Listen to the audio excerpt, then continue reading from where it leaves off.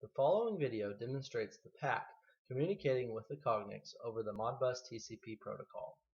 In the video, the PAC can be seen triggering the Cognex camera, which in turn reads back dot counts to the PAC global variable list. Hey guys, today I'm going to show you how to set up the Cognex In-Sight camera for Modbus communications. Since this is a video highlighting the PAC, I'm going to skip the setup of the image and just show you the network settings. So under setup image, we have to go down and select trigger, type network, so that the camera can be triggered over Modbus. And once we do that, we're going to go to the communications tab, select add device, and select other from device. Under protocol, we're going to scroll down until we find the ModbusTCP server, aka slave. Hit OK.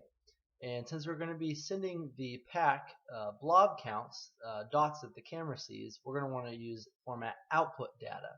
Go ahead and add a device, and you can see under one of the tools we used was called blob1.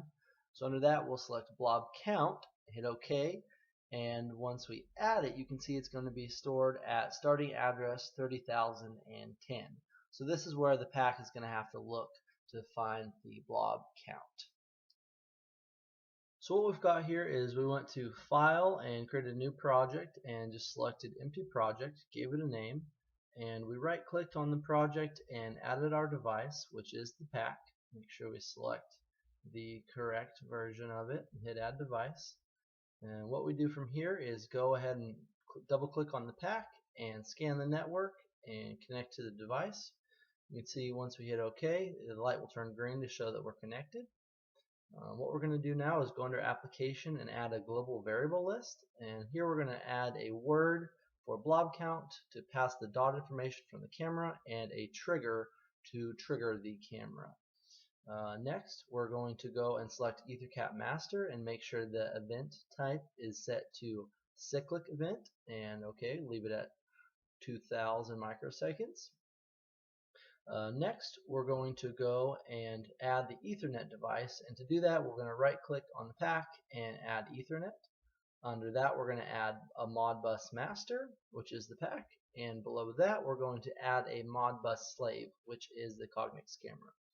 We're going to set the correct IP address, give a unit ID, and next we're going to add some channels.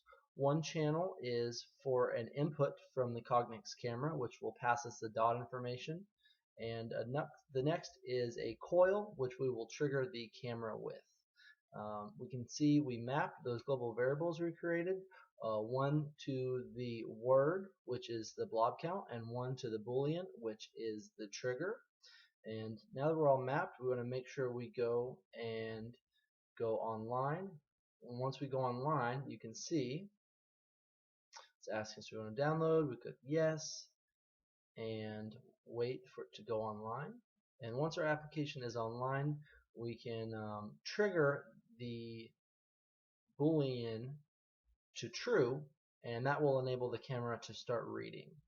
We're going to go ahead and set a prepared value, hit F7, which triggers to true, and now if I put some dots under the camera, you can see the value change, and I'll show you that here in just a moment. So here you can see the setup, and the trigger is set to true. So if I change the piece of paper underneath the camera with certain dots, we're going to get a dot count. So for 2, you see the count is set at 2. We're going to go ahead and put 4 there next, and you'll see a 4 show up on the global variable list. And after that, we're going to go ahead and put a 6, and you'll see the 6, and so on and so forth.